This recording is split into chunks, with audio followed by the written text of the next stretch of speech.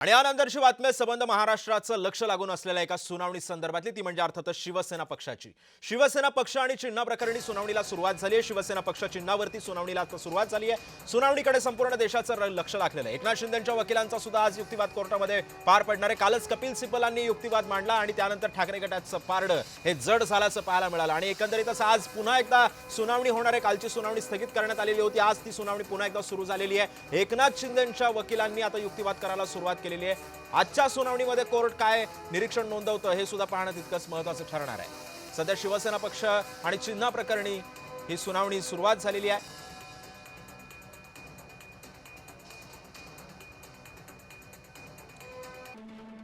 दरम्यान काल काय झालं ते आपण बघतोय.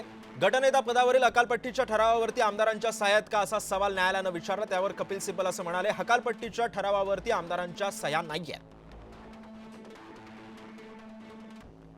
त्यावर न्यायालय असं म्हणालं की बैठक आमदारांची होती तर मग सह्या का नाहीयेत. त्यावरती सिब्बल असं म्हणाले, आमदारांचा हजेरीपट स्वयंस्पष्ट आहे. त्यावर न्यायालयानं असा सवाल केला की गटनेता हटवताना आमदारांच्या सह्या नकोत का.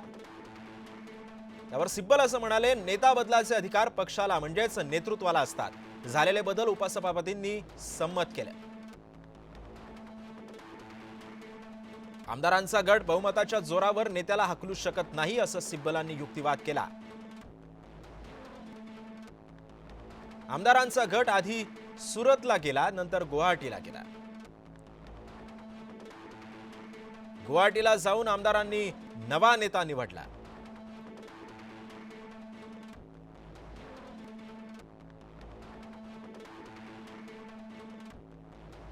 दरम्यान पक्ष कुणाचा हे ठरवण्यासाठी फॉर्म्युला हवा, असं कोर्टानं आता सांगितलंय. जी सुनावणी आता सध्या सुरू आहे त्यावरती कोर्टानं आपलं म्हणणं मांडलंय.